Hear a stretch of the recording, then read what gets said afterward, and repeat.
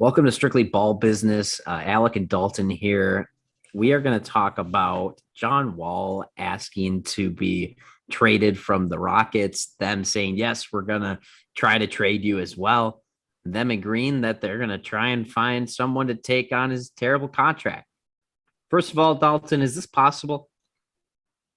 I think it's possible if some teams become really desperate for any sort of veteran talent. I mean, don't he still scored 20 points per game last season.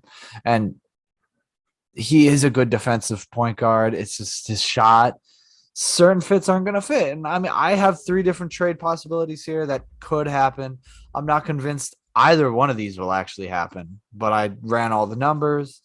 So let's jump into the first one I have for you. I have the Mavs saying, hey, we want John Wall and Avery Bradley. If you give us Dwight Powell, Maxi Kleber, Reggie Bullock, and Josh Richardson trade exception. So 3 players for 2. It kind of takes away their big men. I don't know who they have after that.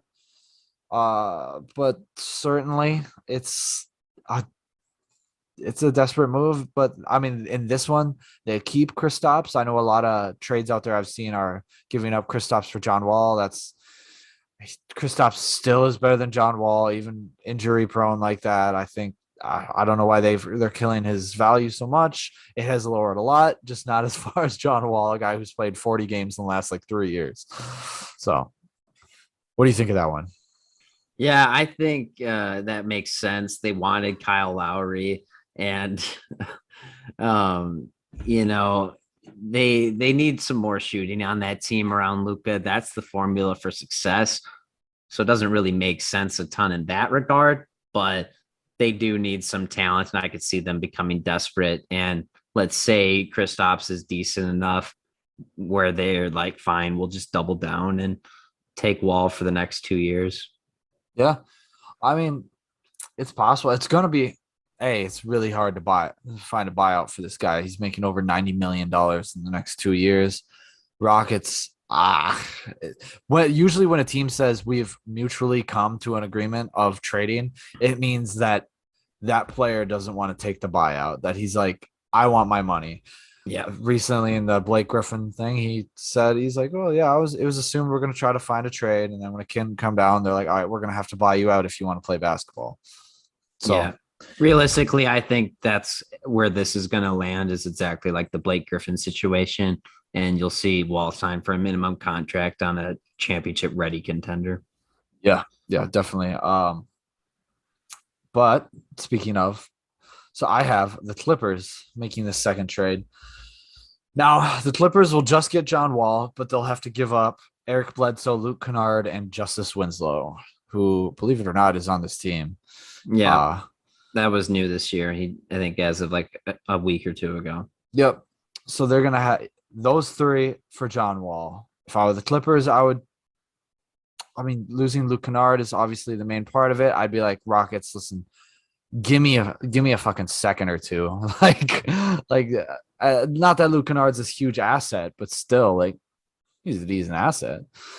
And I think the Yeah. Rockets would like to have a shooting guard that can shoot. Yeah, it's always good to add shooting. Yeah. So They'd be losing some shooting on the Clippers where he didn't play every game at a ton of minutes, but he did provide some valuable minutes in good matchups. yeah, and I like the fit with John Wall there. I think he would help out Paul George a lot. I think they have enough shooting. I mean, assuming Serge Ibaka's healthy and Kawhi's not there, but I mean, if it comes down to it, and we get to that point where we're looking at it, and we're like, and we get to that final end of the season, you're looking at a starting lineup of John Wall, Paul George, Kawhi Leonard, Marcus Morris, with Serge Ibaka. I'm like, okay, Yeah. they could do something. They could make some damage, you know. Right. So Yeah, I it's think, certainly possible. It's yeah, just, they're pretty old over there too, so they're going to get some injuries, but right, hopefully not enough that will derail the season too bad. right, yeah. I think John Wall that's probably the best fit for him. But I so agree. Clippers is the number one team I have for him as well. I mean, they're a team that wants to continue to compete the next couple of years. They don't have their own first round pick anyways, so what do they got? What incentive do they have to lose games? They have Um, none. yeah, yeah. So, anything Um, else on John Wall? yeah, I got two more things. So one last trade, which I just wanted to see. I just wanted to throw some numbers together, see if this could happen. Is the Celtics get John Wall in a second, and the Rockets give up Al Horford and Josh Richardson. Gets him a pure point guard, good defense. I think the Celtics could take that hit in shooting. Not that Josh Richardson's a huge shooter. I mean, not nor Al Horford anymore either. But I think that would help them out. I think that would still give them a lineup of Wall, Smart, Brown, Tatum, and Time Lord. I think that would be fine. Yeah, I think the defense is more valuable, to be honest, over John Wall. So I don't know. I wouldn't give up Al Horford for him, in my opinion. Yeah, I mean it's certainly an avenue. They if they want to go down and get a point guard, they get one. John Wall is still able to produce. I He think, is a point guard by definition. yep, by definition, I think he would be able to still come out. I mean, he was always a decent perimeter defender. Not decent. He was a good perimeter defender in his Yeah. prime. And I think if he can come back to that and not take as many shots, I think that'll help out the Celtics a lot more. Yeah, we'll Uh, see. I mean, his lateral quickness isn't what it used to be, and right. fast breaks aren't 100% what they used to be. So That could have been. I mean, he was injuries coming took a off toll. injury. He just had an off season fully healthy. That does wonders for people, especially Blake Griffin just said he had a uh what that made the difference between him playing on the Pistons and him playing on the Nets was that 7 weeks of injury free break. Like he's like, you're never 7 weeks injury free break. You know, he's always been It's injured. That's a bad example, though. Injuries are still affecting Blake Griffin. He's not the same guy he used to be, and John Wall won't be either. So Yeah. it's being a different version of themselves. I mean, I think what you want from John Wall is him to be more efficient. I don't know if it's ever going to happen. That's I what you want want. I think the Celtics or the Clippers would be looking. He's always been a great playmaker, and if he can even come back as like two half or 2/3 of the defender he was, I think that's valuable enough. Plus, with his, I mean, you can't take away that he was always a great playmaker, For and I mean, sure. he can still create his own shot. He showed that he can score 20 points inefficiently, but he can still get up there, score 20 points. And Yeah. on the Celtics and Clippers, I think that would help a lot, but. Yeah. Like I said, I think it'll probably be a buyout. If I were any of these teams, I would wait till he got bought out because it's inevitable. Nobody's going to trade for this guy. Not that he's not valuable; it's his contract. I mean, he's certainly valuable on a lot of teams. He's a great vet to have, but not for $40 million. Yeah. Not a chance. Yeah. I mean, to be owed that for the next 2 years is just, oh, it's Yeah, crazy to think about. but my last thing on John Wall is this asinine trade of so CBS posted this best trade opportunity for John Wall would be the Philadelphia 76ers receiving John Wall, a first round pick from Houston, and a first round pick from Sacramento.